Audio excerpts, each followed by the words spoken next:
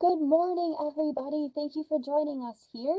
I'm Katie Erlin, the coordinator of our University Express program, and I work for the Erie County Department of Senior Services, and we're here virtually today with Claude Welch that is in another state, but we can have him since we are virtual, and we're super excited because he's been part of University Express for a very long time. So we are in a little bit of a different format here for us at University Express. You can show your video if you want other people to see you. Just click start video. If you want to stay hidden and just your name showing, that's totally fine. But if you have any questions for Claude as he goes through his presentation, feel free to put those in the chat box and I'll try to get through as many as we can in the time that we have. We are recording this session and I'll try to post it online in the near future. So we'll thank our sponsors, which is my Department of Senior Services, Highmark Blue Cross Blue Shield of Western New York, Excelsior Orthopedics, and Wegmans for all their support. And I will introduce our speaker to you. Claude Welch holds the ranks of SUNY Distinguished Service Professor and Professor of Political Science Emeritus. He began teaching at UB in 1964 and became well known on campus for his high-quality teaching and research. His academic specializations include African politics, the roles of armed forces in politics, and human rights. Human rights formed Welch's major research focus for the past 40 years. His teaching awards came from political science students, the Undergraduate Student Association, and the Chancellor's Award for Excellence in Teaching. He was named one of UB's top 10 professors by the campus newspaper. He's published 14 books and close to 40 chapters in articles and academic journals. He has received so many awards, even more than the ones I've just stated to you, so he truly is incredible. He's traveled widely, particularly in Africa, Asia, and Europe, and wove the perspectives of other cultures into his classes, public lectures, and research. His photographs have been donated to the University of Buffalo Digital Image Collection, where they are now available for public access. Claude, thank you for being here. The virtual floor is yours. Thank you very much, Katie. It's such a pleasure seeing you on the screen, and I see names that are familiar, so welcome everyone. I wish I could be doing this in person in Buffalo, but after 56 years living in the Queen City, I moved to the Boston area to a retirement community. I have 5 grandchildren within easy distance, which is such a rare pleasure indeed. I'm sure you all prize the time that you can spend with grandchildren, if you have any. But we all have happy days in our lives, and one of the happiest and most memorable in mine came in April of 1994. I was in Africa at that point, finishing field work for a book that I wrote on human rights in Africa. And when I came down to breakfast, a TV set was playing in the hotel lobby. It showed this huge line of men and women eager, anxious to vote for the first time. This was the election in South Africa that brought Nelson Mandela to the presidency of that country, an extraordinary presidency that he achieved after spending 27 years in jail and almost being executed instead of being imprisoned. Well, we know him as Nelson Mandela, but that's not the only name that he bore. I think all of us have had childhood nicknames. His childhood nickname was Rohilala. Rohilala. And what did that mean? Well, in his indigenous language, Xhosa, it meant troublemaker. And certainly to the minority government of South Africa, the white apartheid regime, Nelson Mandela was indeed a troublemaker, a really bad troublemaker. We also know him as Nelson. And how did he get that name? Well, his schooling was in English language schools, starting out with Methodists. So if there are any Methodists tuning in, congratulations and thank you for your support of education in other countries. So he went to primary school, learned English, to secondary school, again with Methodist sponsorship. He was a very apt pupil in many respects. One of his unusual talents, which I found in reading one of many biographies of him, was that he loved to, or learned to iron shirts. And so he became the official ironer of the headmaster's shirts. Okay, quite a talent, and all his life he dressed very, very well indeed. Now, I have the sense that Nelson Mandela should be counted as one of the great heroes of 20th century nonviolent political action. Mandela himself took lessons from the first of three people that I'll mention. That was Mahatma Gandhi. Some of you may know that Gandhi spent formative years as a lawyer in South Africa. He saw racial discrimination face to face, especially when he was tossed off the train from his first class seat because he was of Indian background. The second hero that I would mention is, of course, Martin Luther King.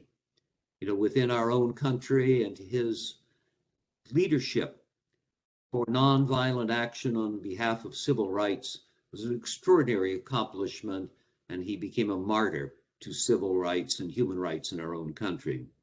And then we have Mandela, a man who lived for 95 years from basically the end of World War I in 1918 until December of 2013.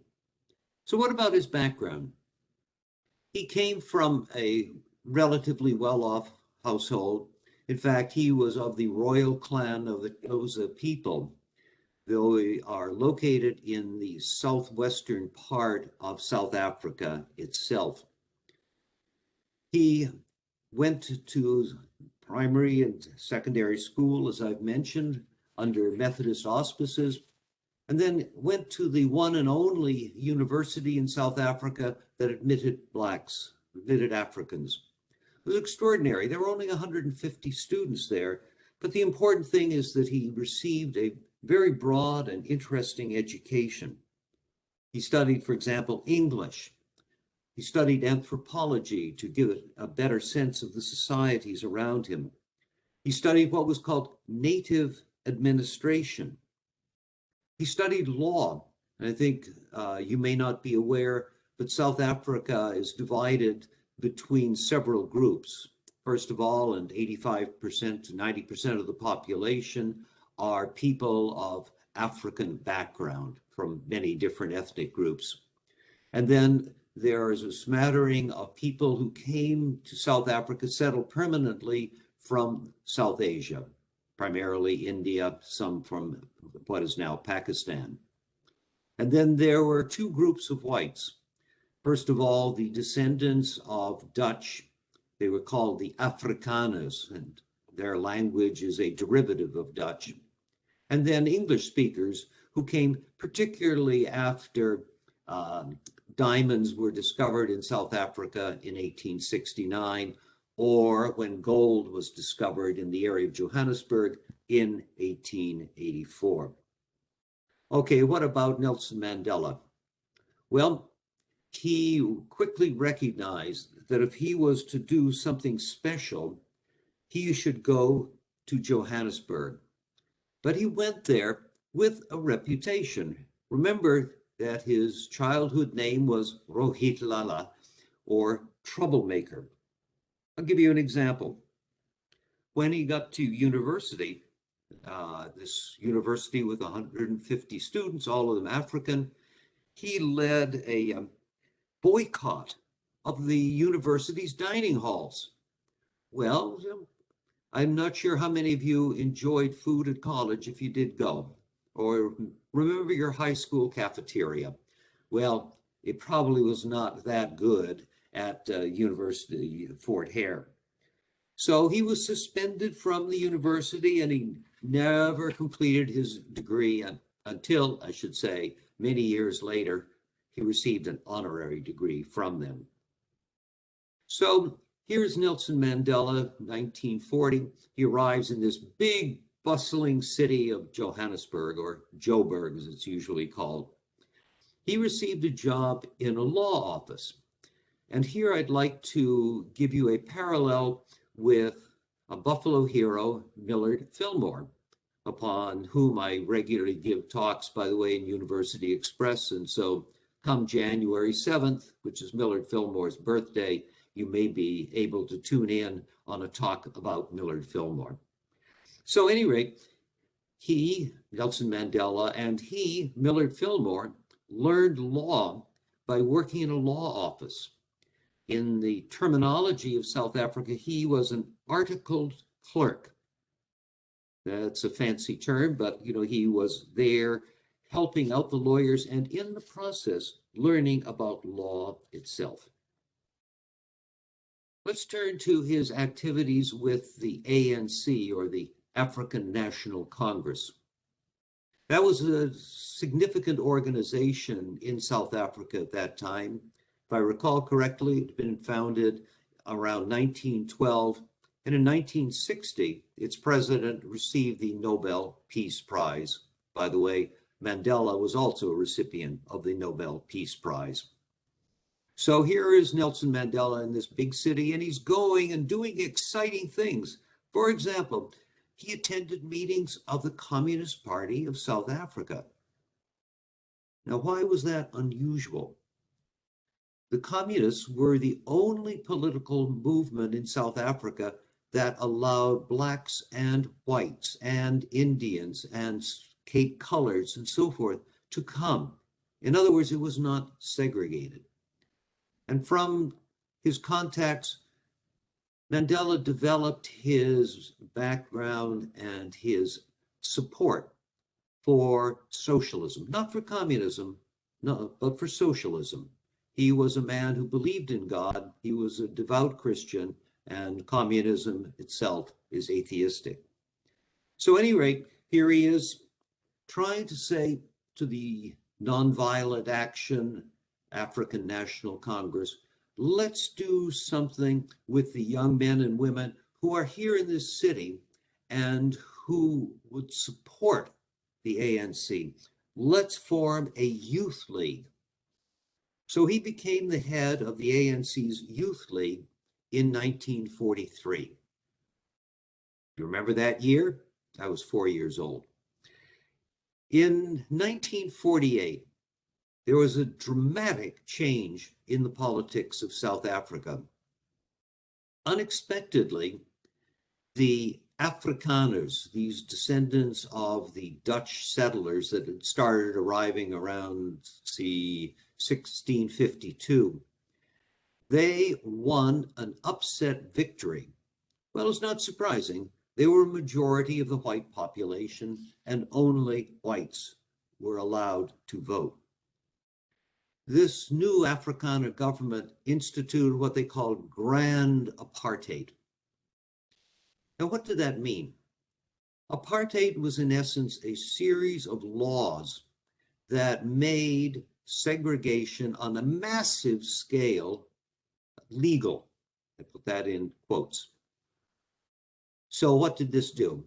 Well, one of the things had to do with allocation of land. And in South Africa, way back around 1906 or so, there was a land act which divided the country so that whites received about 85% of the land, and they were 15% of the population, and everybody else received 15% of the land, although they were 85% of the population. So it was massively, equal in terms of access for farming and the like. There was an attempt to divide the Africans so that they could not unite, gang up, work together, in terms of political action. So in terms of what the apartheid government did, they said, you are Bantu and you belong to the Xhosa group. You are Sotho, you are Zulu, you are Venda, and so forth. So all of these ethnic groups were perceived by the white government as being separate nations, again in quotes. So they could run their own little affairs. It was like, here's your sandbox, go play in it, but we're going to run the whole playground. That's us. Well, so what was Nelson Mandela and the Youth League do? Well, increasingly, they recognized that only violent action might, at that point, bring about change. So he started to advocate defiance. Let's say no. Let's do things like turn in our passes that all South Africans were required to carry on them. Well, that was a major act of defiance. And the government said, okay, that is treason. Wow. They arrested him, brought him to trial. Well, the law was there. It was called the Suppression of Communism Act. And of course, remember that Mandela had attended meetings of the South African Communist Party during World War II. So there he was, arrested. He made a plea. And interestingly enough, he was acquitted at his first trial. So back he went to his law studies. He became he passed the exam, so he became a fully qualified lawyer, and he started or continued to take cases on behalf, especially of his fellow Africans. He developed a very significant qualification. Well, so now we're in the late 50s. The ANC, through its youth league, says, let's do violence in some way. Now, how could he be a follower of Gandhi and of Martin Luther King? Well, I would suggest to you, and I say this on the basis of, let's see, research on Africa that goes back 60 years now and many visits to that continent and a lot of time living in the United States. Martin Luther King faced racism, but he did not go on trial ever for treason, sedition, and things of this sort. No, he was slapped into jail on much smaller charges, if you will, and was able, while in the Birmingham jail, to write one of the classics books, from the jail. What did Mandela do? Well, he was eventually imprisoned. I'll get to that in a moment, but let me talk about his violence. The violence that was carried out by the Youth League was basically attempts to bomb strategic targets. Let's say like a telephone exchange, but only do it at night when there was nobody there. So it seemed reasonable enough. But again, with this defiance going on, South Africa really was a powder keg. And the powder keg exploded in 1956 when there was an effort, 1976, when the Afrikaner government said, all right, we need to introduce Afrikaans as the required language of education for non-whites. Before, the language that they were learning was English, a global language, and something that allowed people of South Africa to travel when they were able to get a passport and to communicate with many others. And I should say that Mandela himself did a great deal of touring around Africa and within his own country. By the way, how did he get around South Africa since he was under the watch of the police? Well, he disguised himself. Not the natty business suits that he really preferred to wear, but he became a chauffeur. And perhaps some of you remember the wonderful movie with Morgan Freeman, Driving Miss Daisy. Remember that movie? Check it out on Netflix if you haven't seen it. It's very, very interesting. So here we are. Nelson Mandela is traveling the country as a chauffeur. Other members of the ANC, the African National Congress, flee South Africa, travel around the world. They speak, they advocate. I can remember when I was a student at college having a sort of meeting. I think there were 10 to 15 of us with a representative of the ANC, Oliver Tambo. And he was going around the world drumming up support for African independence in South Africa. Let's go to 1962. And here is truly the confrontation between the apartheid state and Nelson Mandela. He was captured on a farm in rural South Africa. He was very close to the apartheid, to the Afrikaner area of the country. And here he came to trial at a place called Rivonia. He did something really important at his trial. He knew he was going to be convicted, but what he did was to use his opportunity to speak to defend his views and those of the need for majority rule. He spoke for 3 hours, and his message resonated throughout the entire country. It showed the moral opposition to racism that the African National Congress stood for. It was exceptionally important. All right, so here he is charged with sabotage. He's on trial. The government calls 173 witnesses. They, a little bit of overkill, but he said, and I quote, "I am prepared to die." That was part of his 3-hour speech that I mentioned. The government wanted him to be sentenced to death. But under the South African legal system, there was no jury. The decision of the penalty was made by the judge alone. This judge, an Afrikaner, decided on life imprisonment and not on execution. I don't know why. Many people have speculated, and if you wish, you certainly can read some of the excellent biographies. And I was intrigued by the date, by the way, of the sentence. It happened to be on my 25th birthday, and I had just accepted a job at UB. So I was, getting ready to settle in my home for 56 years. So what did Nelson Mandela do for the next 18 years of his life?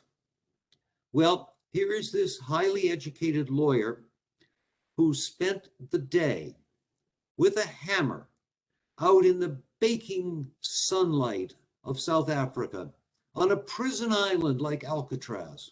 And what was he doing? With his hammer, he was breaking stones into gravel. What a degrading punishment.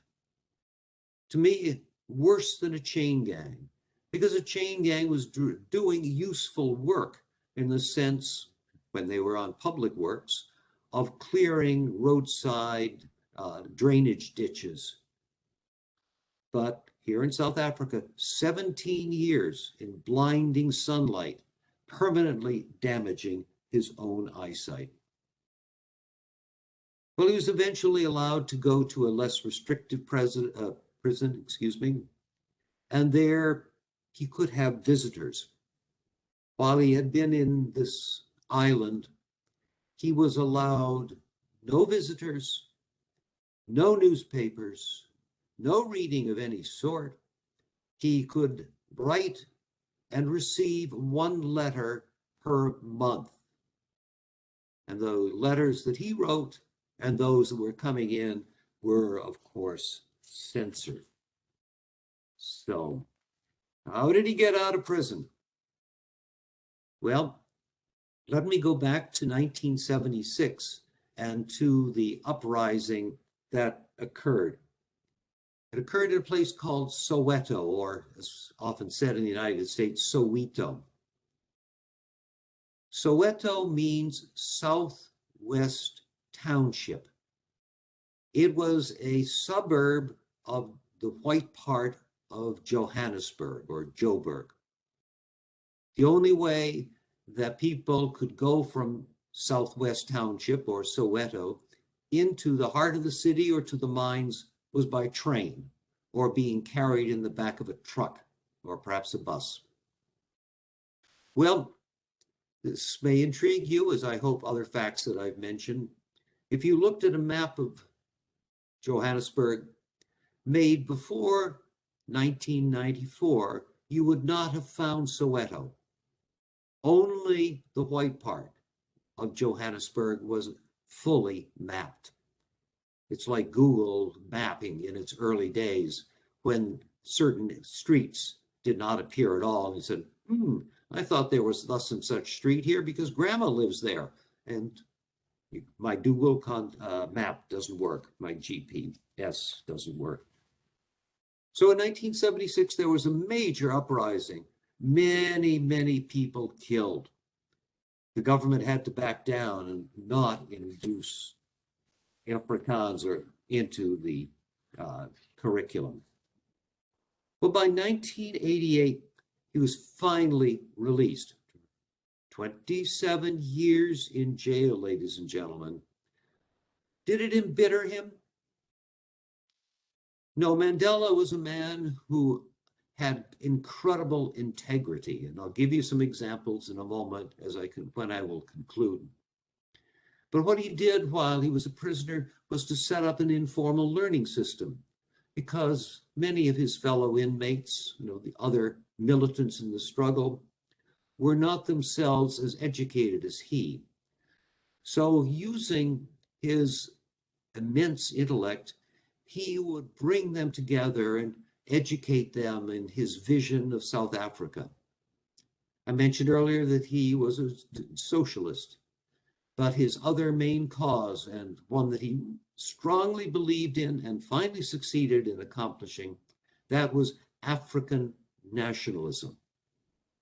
And African nationalism meant independence for South Africa in the sense of one person, one vote. In other words, majority rule, something that South Africa did not accomplish until 1994, one of the very last of the states of Africa to achieve majority rule. So here he is out of jail. Apartheid is crumbling. Why? Because of boycotts from consumers outside South Africa, especially in Western Europe and to some extent in the United States. The ANC, even when Mandela was imprisoned, appealed to the conscience of the world to try and abolish or apartheid, to have the South African government end it. The United Nations General Assembly voted that apartheid was a crime against humanity. In other words, equivalent to the worst of all of the horrendous crimes that are part and parcel of international human rights. So he's out of jail. He's supporting African nationalism. He's supporting eventual socialist state for South Africa. But South Africa's economy is in the tank. Why? Because not only were there consumer boycotts, but investment firms and banks were not putting any money into South Africa. It's too unstable or uncertain. What's going to happen there? You're an investor or a banker or whatever. You should be looking for stability. You should be trying to find something that is different from what you normally see. You're not a speculator. South Africa was running a huge public debt. It could not finance the elaborate social system that had been set up primarily to benefit the minority group. April 27th, 1994, that happy day when I was in Senegal in West Africa, the election is held. For the first time, once again, people can vote. Mandela is out. He's free. He receives the Nobel Peace Prize, and he becomes president of South Africa. He heads up a coalition government, a coalition that is composed of the African National Congress and of that party, the so-called National Party, that was the spearhead for minority white rule. The National Party was the party led by, and for most of its history, catering exclusively to the interests of the white population of South Africa. So the new government set to work in what were really horrendous conditions. South Africa had a highly unequal distribution of wealth. I remember the first time I went to South Africa, and I should add that I did not visit South Africa while it was under minority rule. That was a personal decision I made. I did not buy any South African wines, although I will say South African wine is wonderful if you feel like wine. And if you'd like some very exotic food, ostrich is wonderful to eat. Very tender. It has got a nice mild taste. It is really superb.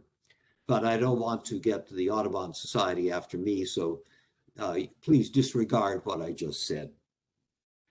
The country was divided into 9 provinces. Formerly, it had 4 separate provinces, but these 9 provinces reflected the ethnic and economic makeup of South Africa much better.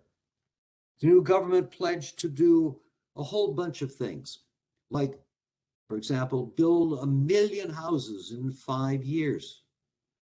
Just think how regions of this country would benefit if there were 1 million houses built in 5 years for people of low income. It would be a step in the right direction. Mandela was elected for 5 years. He made a decision not to run for a second term. So it's 1999. And if you do your math more quickly than I think he's 71 years of age at this point. Let's try that again.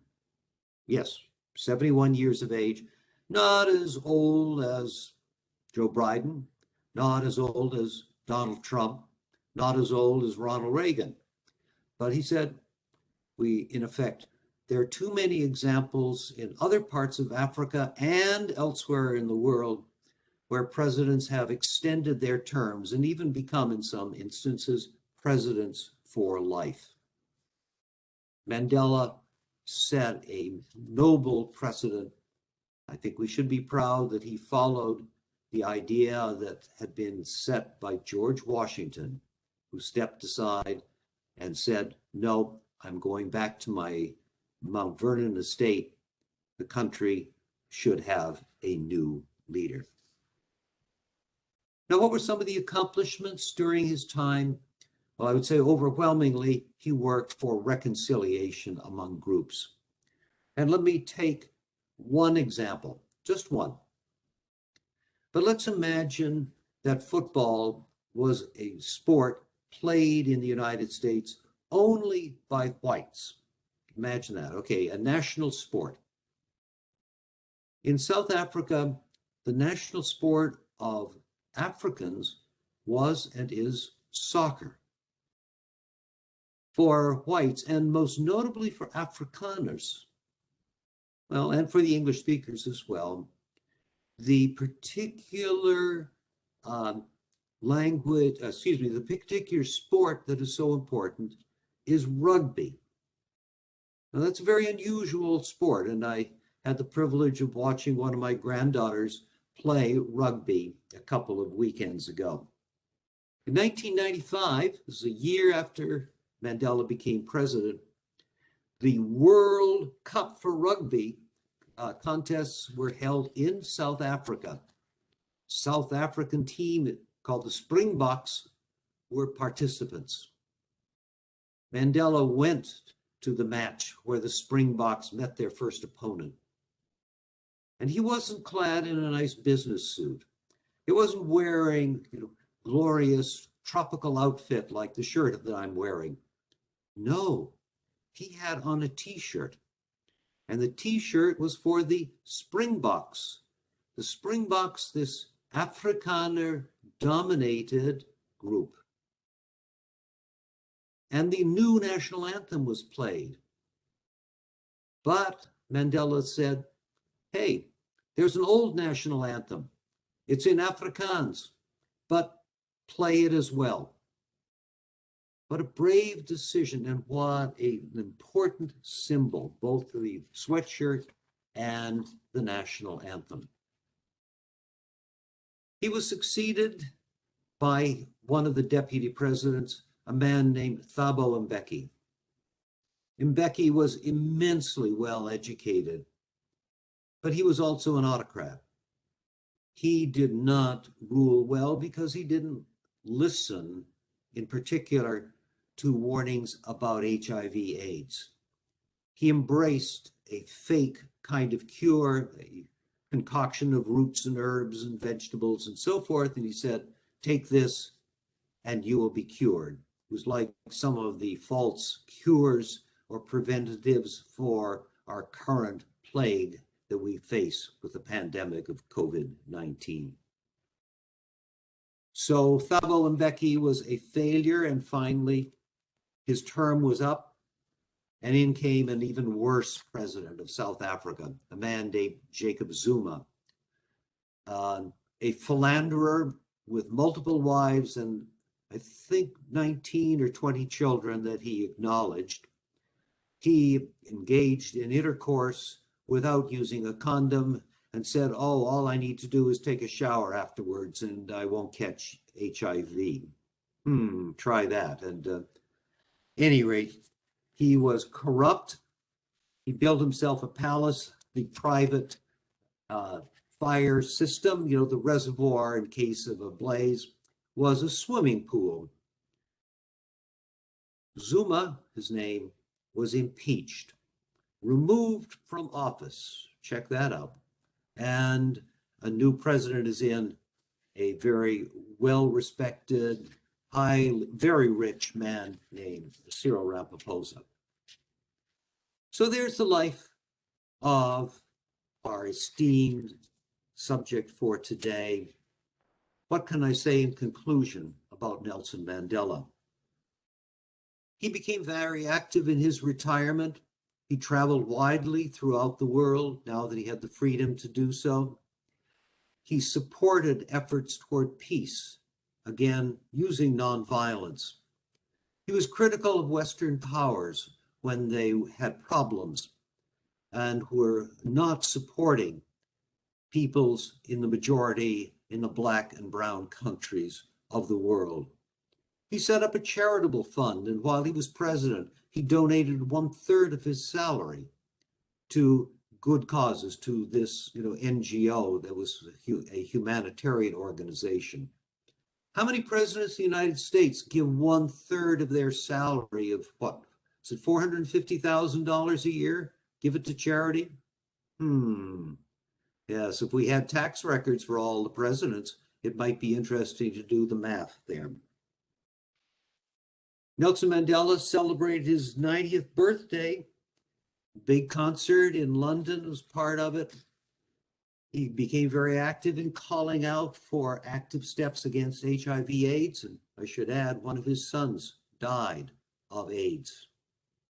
So unlike his successor, the guy I mentioned, Thabo Mbeki, and unlike Jacob Zuma, whom I also mentioned, Mandela said, this is an existential threat. Something must be done about it. When he died in 2013, he was 95 years of age. He became enfeebled in his later years, as all of us, inevitably do. And he did make a couple of final appearances. He had a time that he, in quotes, retired from retirement. I can understand, as the one who's remaining active at this point at 82, I look forward to retirement someday. I hope not for another couple of years, in fact, next several years. The world mourned for him.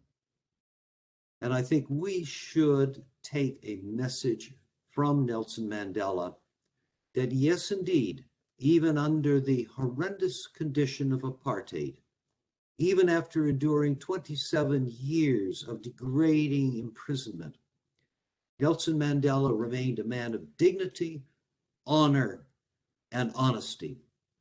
What more can one want in a leader of a country? Truly a hero of the 20th century. And I sincerely hope, ladies and gentlemen, that you share my assessment of him. Katie, I'd be delighted to respond to any questions that may have come through the chat function. And thank you so much for arranging this time to be together with you back in my beloved Buffalo. Well, thank you for that presentation, Claude. That was fantastic. We have, I'm seeing a couple things. So folks, if you have any questions or comments, go ahead and type those in. And I hope my audio is sounding okay. Can you hear me okay, Claude? Yes, fine. Thank you, Katie. Good. All right. So we have apologies for coming on late. Were you able to meet him? Okay, could you say it once again? The person says apologies for coming on late. Were you able to meet him? To meet Nelson Mandela? No, I never did, but I did go to Robben Island where he had been imprisoned. And when I was there, one of the men who had been imprisoned with him gave a private tour to me. It was a real privilege to see this tiny cell in which he had been confined. It measured about 8 feet by 8 feet. Folks, can you imagine living in a square of that size or a cube of that size, 8 by 8 by 8? It was horrendous. So I'm sorry I never met him. I did meet Oliver Tambo, as I mentioned, who was the outside South Africa person who took the beliefs of the ANC around the world. So thank you for that question. Next one, Katie. This is a comment. It says, thank you for a very powerful presentation. Thank you, whoever made that. And I appreciate, again, University Express for allowing me this opportunity. Absolutely. There's a question here, and I'm going to apologize in advance because I'm likely going to mispronounce this.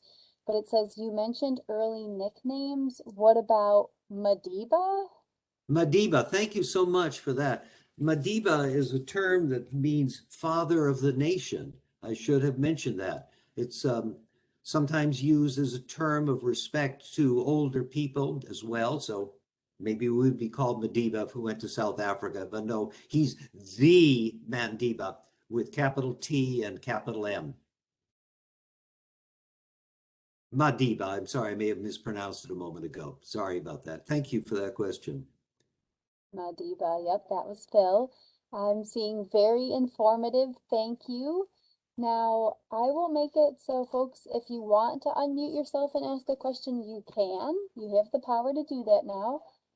This comment just came in. Wonderful presentation. Wish all my professors were as interesting. Well, tune in to Professor Stevens when he gives his talk because he won many awards for his excellence in teaching, and he is a regular on University Express.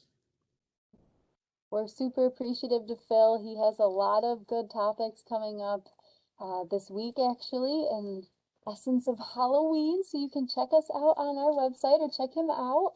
Let's see, any info on his wife? Thank you for being here. Yes, he had several wives, consecutively, I should add.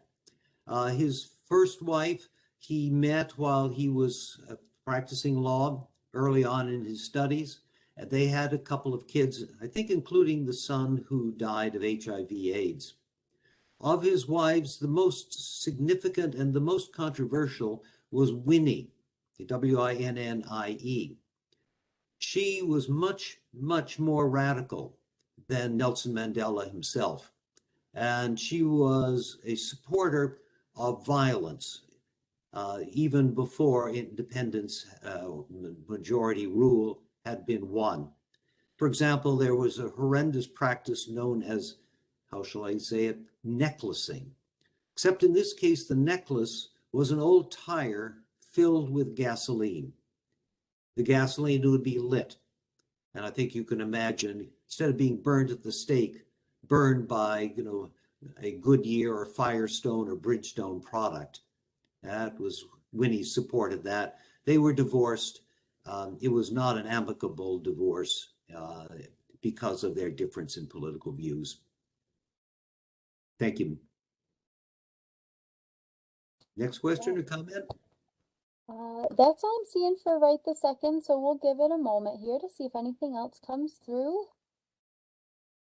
But otherwise, we'll have Claude back here on December 2nd for Cruising the Elbe from Berlin to Prague. I look forward to that. And everyone, I do have some pictures that I took on that down the river and through the canals that I hope will interest you. And thank you, Katie, for arranging that upcoming talk. Yeah, you're welcome, Claude. Thank you for doing this with us. I just posted the link to our website, so if you want to see what's coming up with Claude and register for that, or with Phil, who's here, or anybody else, and just participate, that link is in the chat for everybody. Now I'm just seeing a bunch of thank yous, Claude. I'm seeing this was excellent, thank you. I'm seeing you're an amazing speaker. So glad I got to see you again virtually. I echo all of that. This is great. Thank you. Okay, well, thank you very much, everybody, and hope to see as many as possible on December 2nd. Great. Bye.